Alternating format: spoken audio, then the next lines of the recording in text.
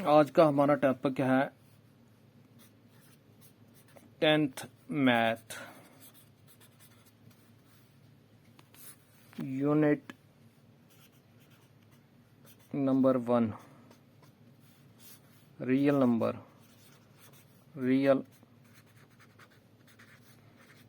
Number.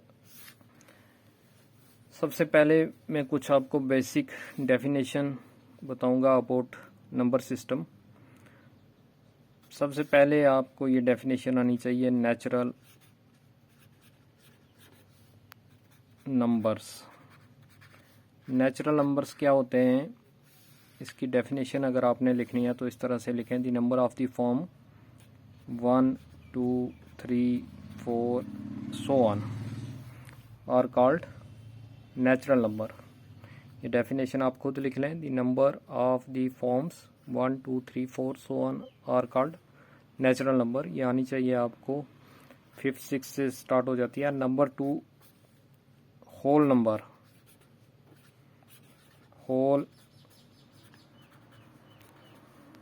Numbers. Whole numbers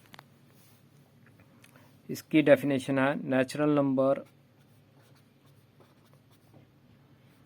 including zero. ये मैंने natural number लिखे हैं इंक्लूडिंग ज़ीरो, इसके साथ ज़ीरो भी लगा दिया शुरू में।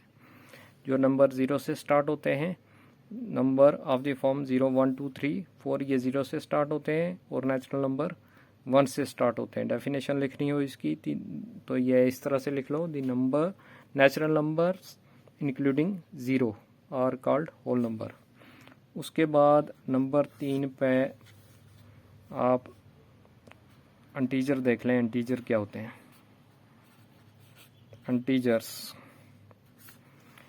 इंटीजर्स की डेफिनेशन है नेचुरल नंबर्स। ये मैंने नेचुरल नंबर्स लिखे हैं इंक्लूडिंग ज़ीरो, ये ज़ीरो भी लगा दिया। एंड देयर आइडेटिव इन्वर्सेस, ये जो नेचुरल नंबर लिखे हैं इनके आइडेटिव इन्वर्स भी लिखने हैं हमने। -1 is additive inverse of 1, -2 is additive inverse of 2, -3 is additive inverse of 3, -4 is additive inverse of 4, इसी तरह आगे सो ऑन।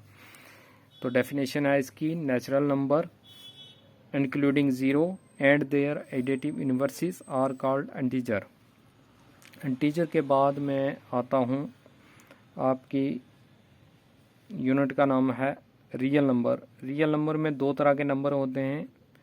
पहले रैशनल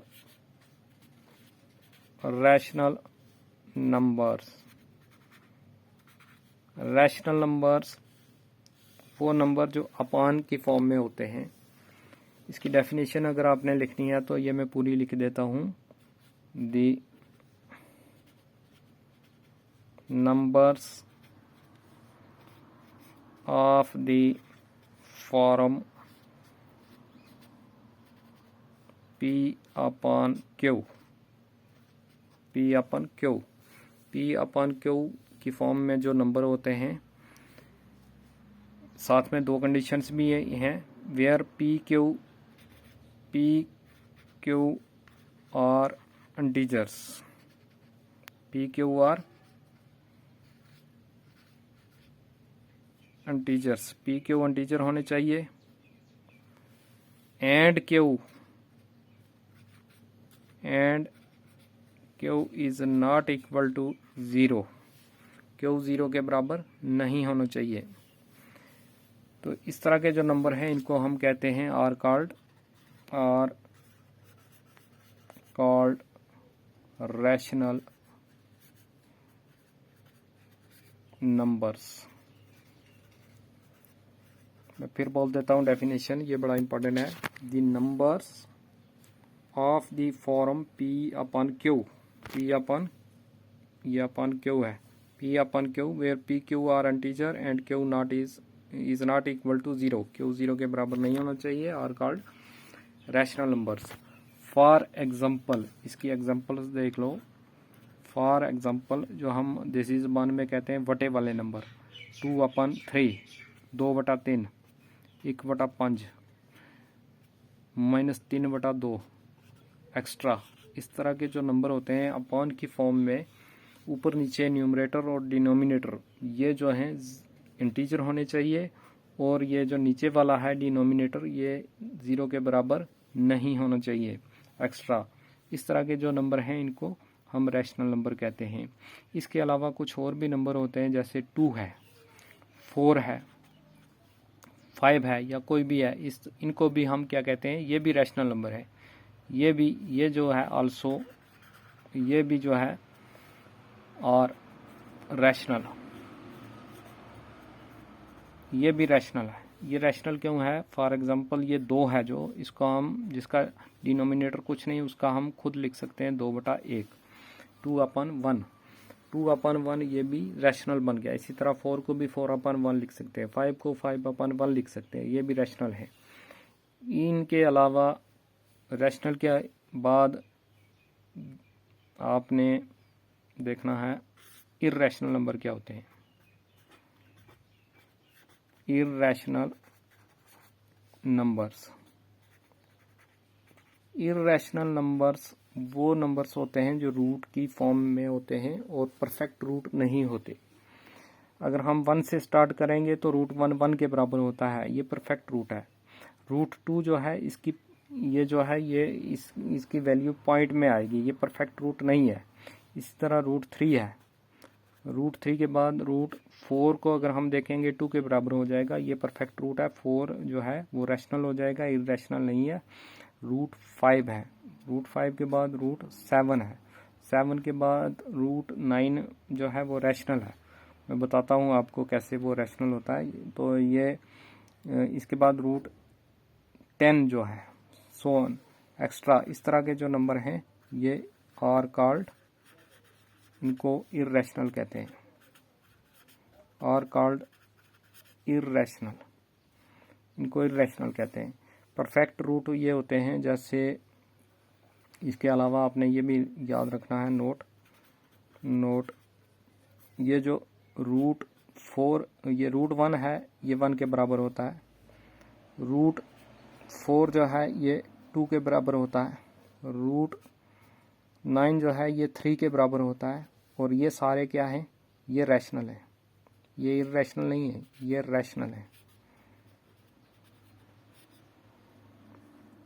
इसी तरह रूट 9 के बाद रूट 16 होता है, परफेक्ट रूट होता है। रूट 16 के बाद रूट 25 होता है, 25 के बाद रूट 36 होता है, ये भी परफेक्ट रूट होते हैं, और ये परफेक्ट रूट जो होते हैं ये रैशनल हैं। इसके बाद मैं आपको बताता हूँ, आपके मैथ एक्सरसाइज 1.1 से पहले एक लेमा है जिसका नाम है यूक्लाइड डिवीज़न लेमा। इसका स्पेलिंग है EUCLID, यूक्लाइड्स डिवीज़न लेमा। ये एक लेमा है, इसके बारे में मैं बताता हूँ आपको कि ये डिवीज़न लेमा क्या है। इससे पहले आपने 9th में एक पढ़ा होगा division algorithms, division 9th math में आपने पढ़ा होगा डिवीज़न एल्गोरिदम्स। इसको देख लो, ये क्या होता है, आपको याद होगा। ये इस तरह से एक फार्मूला आपको मिला होगा, dividend equal to divisor multiply quotient plus remainder.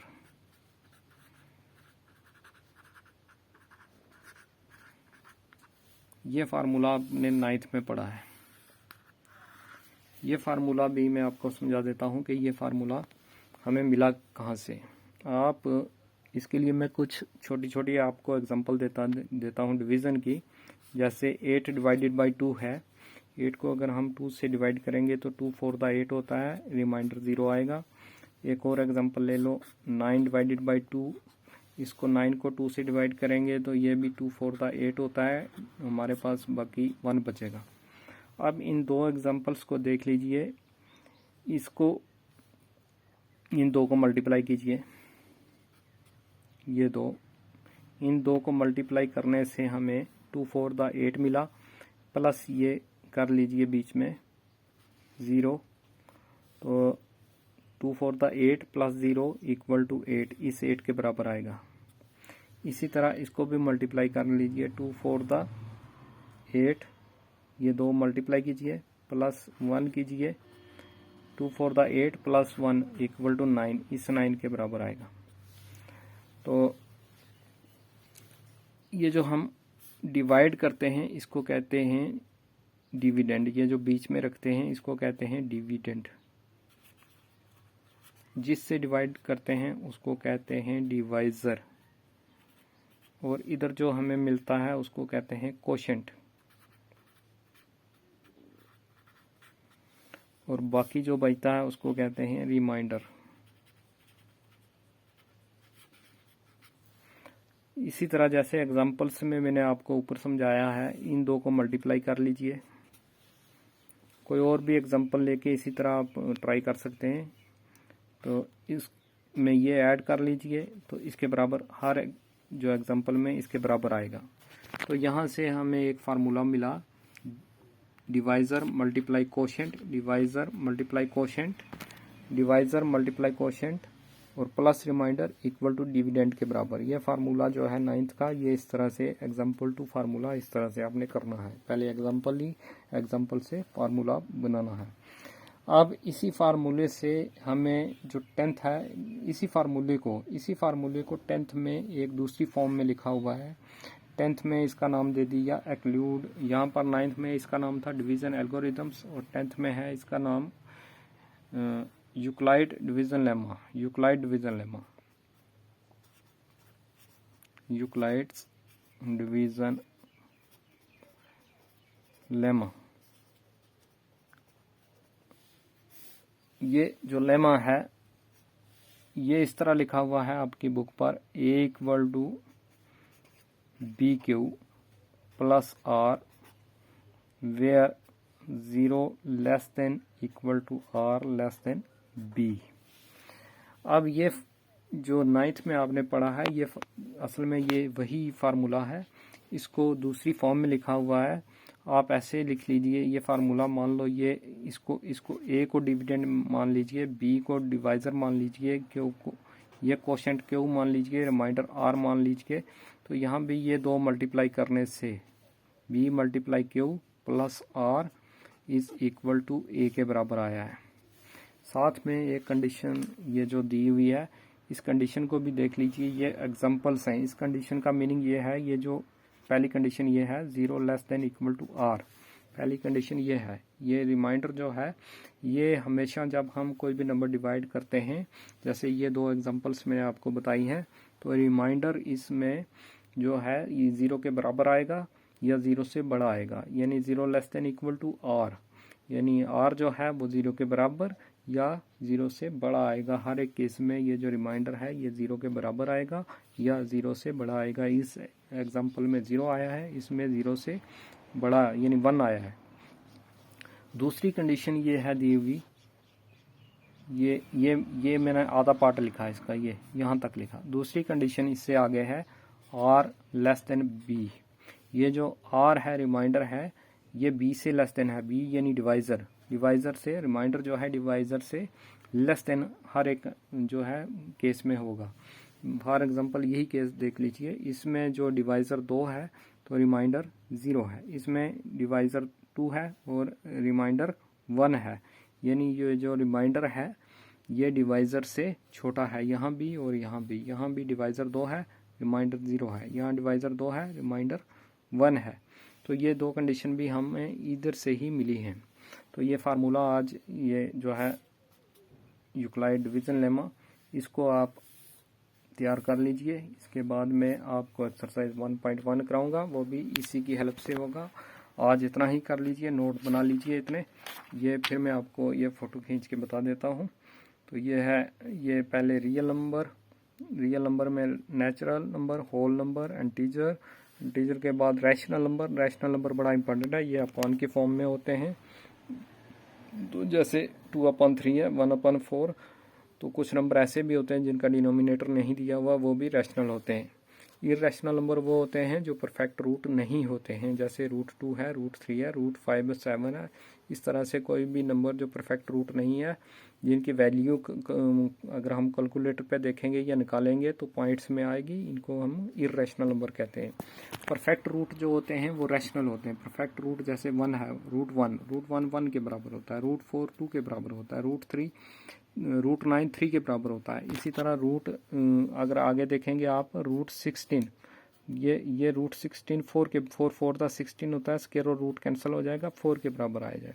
ये रैशनल है, ये इर्रेशनल नहीं है। इस तरह के ऑब्जेक्टिव टाइप आपको पेपर में आएंगे, √4 इज रैशनल और इर्रेशनल।